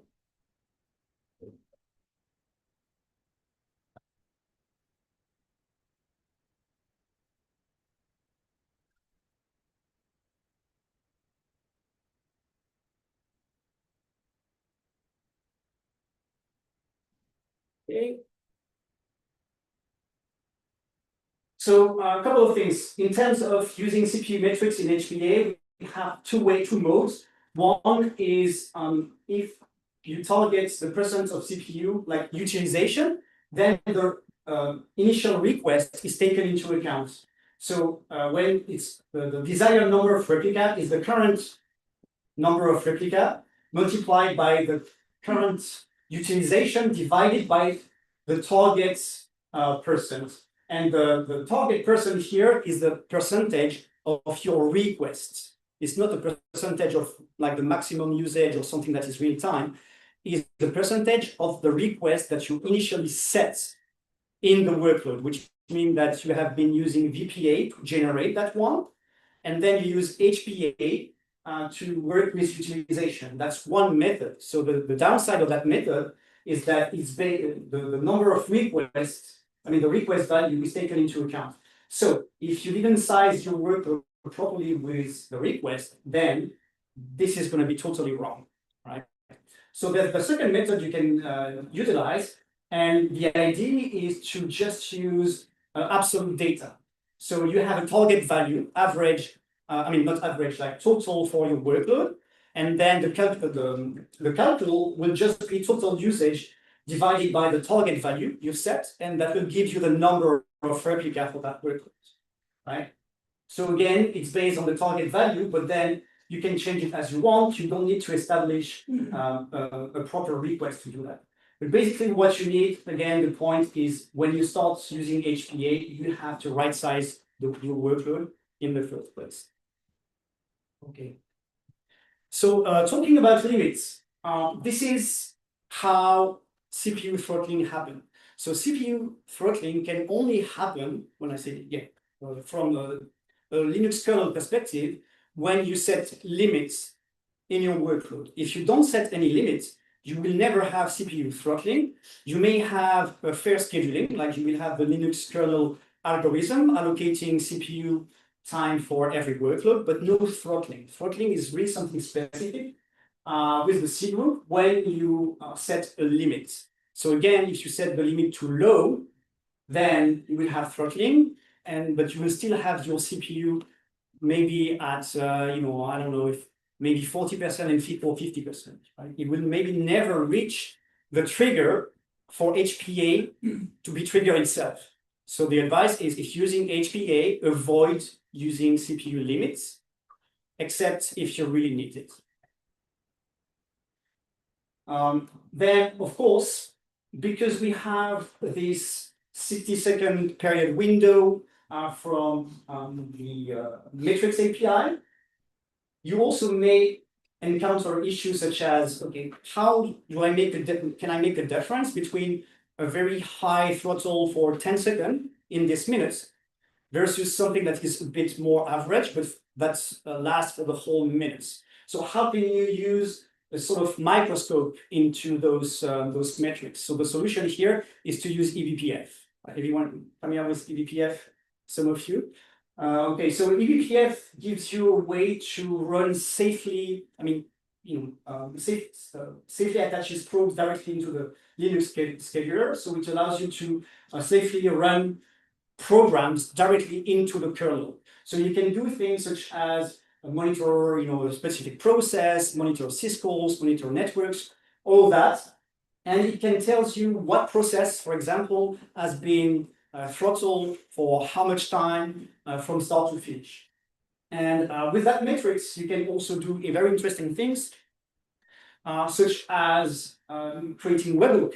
So with the Kubernetes automation, because remember, Kubernetes is a platform to build platform. So, and it's very powerful in terms of your operator pattern. So everyone who is familiar with operator, what's an operator? Yeah, okay.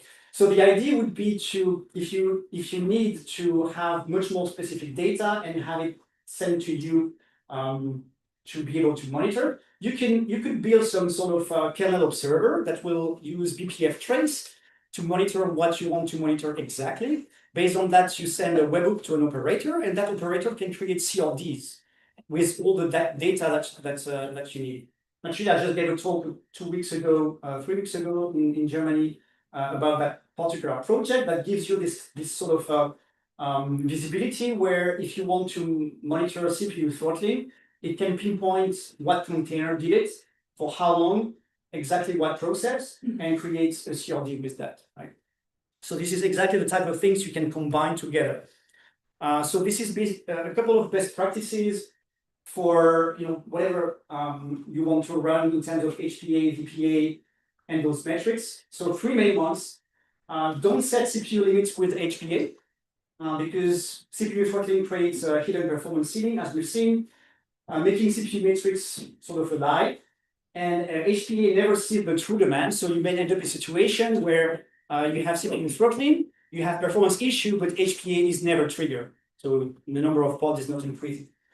Don't use HPA and VPA on the same metrics like CPU, which is kind of the opposite of what I said before. But if you use VPA in off mode, so basically just the first time to get the initial, you can run it for 1 week. Off mode is going to tell you what is the P90 for CPU and memory of your workload. You can use that for target or absolute value for then using HPA.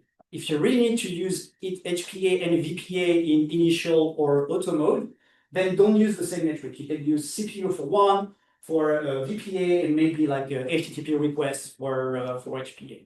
Those kind of things. And then the last one is don't rely only on CPU and memory for scaling. These are lagging indicators. What you want is leading indicators. Typically using KDA. I've used custom metrics from HPA. Again, my advice is to use KDA and ScaleOps, where you can essentially do the same thing with their own Prometheus integration. Okay, so we good? 2 minutes, 1 minute. Key takeaway for today's. So dashboard metrics are the big picture. Kernel signals and events that you can also manage via Prometheus or eBPF if you need are the real microscope. And you need both to be able to scale the right way.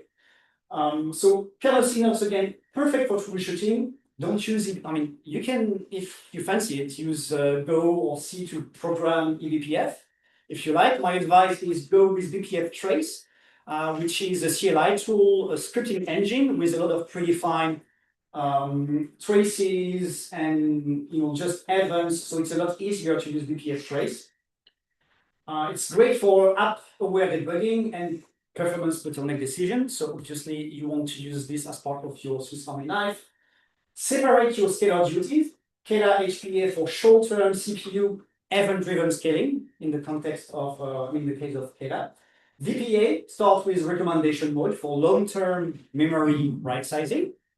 And the last one, set requests, no limits, but for HPA. You can do it if you want, like if you don't have HPA running, but as soon as you use HPA, avoid that.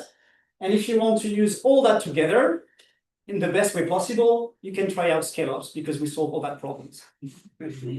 Marketing, no? Yeah. All right. So there is the free, if you scan that, it's a free trial of the product. And if you have any questions for the pub now, or this is my LinkedIn profile, if you want to scan it and connect with me, that's fine too. Thank you very much. We are perfectly on time, so everybody else. Out. Hopefully we'll be back at our normal venue next month, but keep an eye on it just in case they didn't manage to fix the flood in time. Otherwise, let's go to the pub. Thank you, everybody.